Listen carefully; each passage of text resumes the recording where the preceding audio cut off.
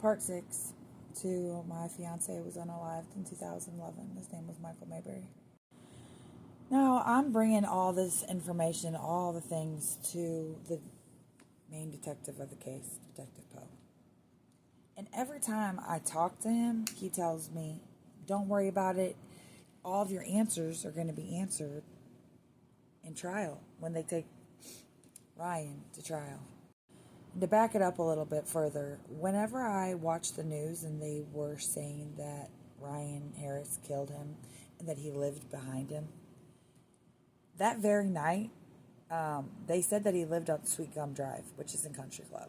They didn't give his address, but I could tell the house that they did the video or the news recording on was supposed to be behind them, and that's the house you could see on the news. Well, I remember what it looked like, so I went to Sweet Gum Drive that very night, and I watched that house to see who lived there, and there was nothing. Finally, I got enough nerve, and I go pound on the door, and I open the door, and the whole house is empty. No one lives there. How fucking convenient. How convenient that these people moved the day that their son got put away from a murder. Convenient, right? Some fast movers. I don't know.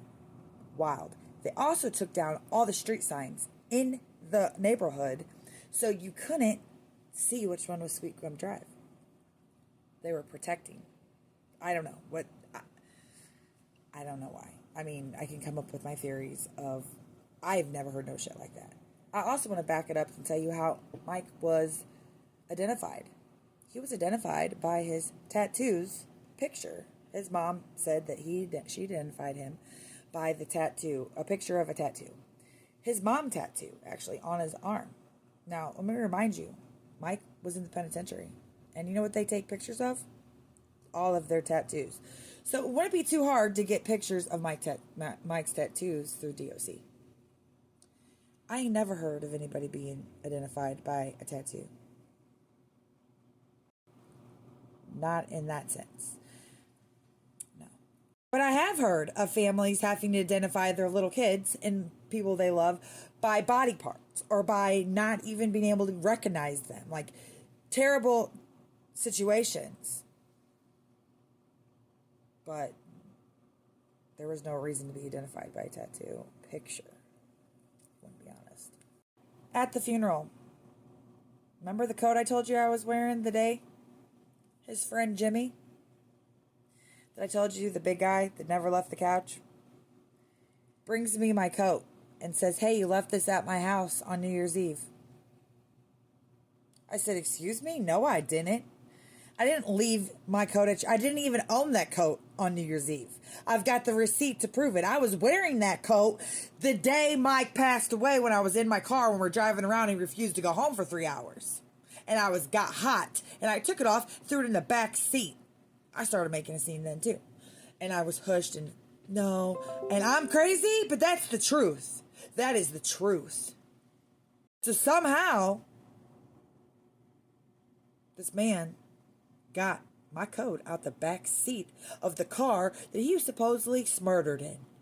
Another thing, after he passed away, I kept trying to contact Jefferson County and asking them where my car is, but they won't tell me where my car is. So my smart ass does something tricky. I go to Southside with my sister. I find a car that looks just like my car. Call the police and say, I think this is my car. It was stolen. They look at the car. Just so happens the car doesn't have any VIN number on it. My bad, people. But they take my title. They run it and put it in the system. They say, oh, no, your car is at Tony's Towing in Hillsboro, Missouri. Thank you. Needed that. So I go to Tony's Towing and I say, I want to get my things out my vehicle. They tell me that I have to contact Sheriff's Department. Now, the only car in the place that has a tarp on it is my car. Now, the police say I can't go into 50 feet of that car because every inch of it is got blood in it. Okay? It's a crime scene. But I've heard of people with cars that their loved ones have died being able to get their things out of it all the time. These people are not letting me get to my car. I had the title. it was my car. They tried to lie and say it was stolen, and it wasn't. They came up with so much bullshit about my car. Now, remind you, my kids got taken by DFS, okay? Because of Mike. Let me tell you that.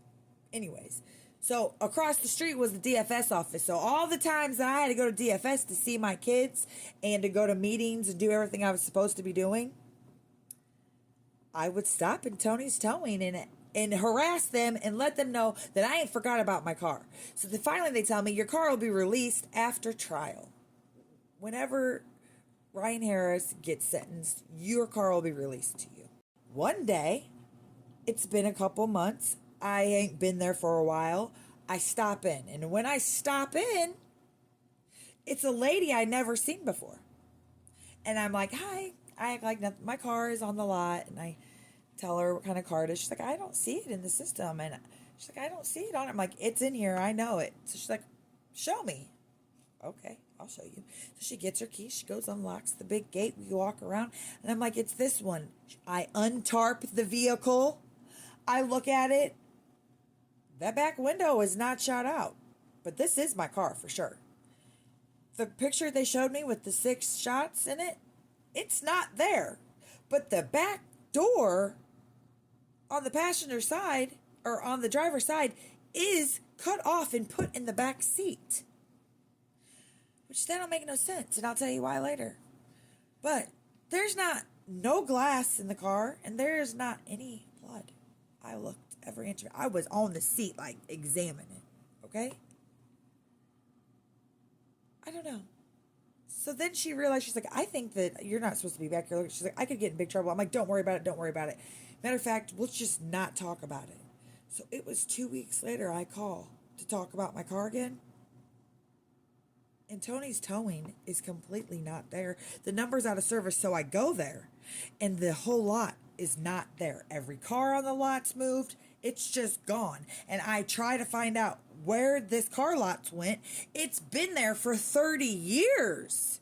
It's just gone. And this is what they tell me. When car lots go out of business, they take their cars, they divvy it up through other junkyards, and that's how they dispose of the cars. I said, but my car was held for evidence. They got rid of my car illegally. Like, they can't do that. But they did. I've never got answers about it. Never was my car released to me. Conveniently. Another thing, Mike had a broken leg. Never were crutches ever found at the funeral home, at the morgue, or in my car. They weren't there. They've never been. Where are they? Please let me know. Another thing, when I asked me who I thought murdered him, I told him his Uncle Ronnie. I think he was questioned one time and nothing. They tested his hands for gun residue. Well, he's not the one that did it. I said, he's the one that had him unalived, not the one that... And I believe his mama knew about it, and that's why she got the life insurance policy. She definitely knew about it. And I believe she's the one that set him up for it to happen. And poor Ryan Harris, now that all things are said and done, the people that Mike owed money to before he went to prison, yeah. And the motorcycle gang that I told you about, I believe is the ones that were responsible for it. Not to mention, they're the ones that paid the police off at the time. Yeah, Sheriff Boyer was the sheriff at the time. We have all new sheriffs, a lot of new cops, but some of the cops still are in Jefferson County, and it's still crooked. They steal people's kids, they kidnap them, they get away with the shit, and they have got away with it. They murder people and let people get murdered, and there's no consequences. They charged Ryan Harris because, for whatever reason, I believe his mama owed some people money, and she gave her kid up, okay? Because it was her life, and Ryan Harris is the type of kid that, no offense, but can't chew bubblegum and walk. He surely can't shoot somebody perfectly like a ninja down the Highway 21 in the middle of the night, freezing cold, with a 45 out a window, perfectly doing 45 miles per hour faster, like for parts of it.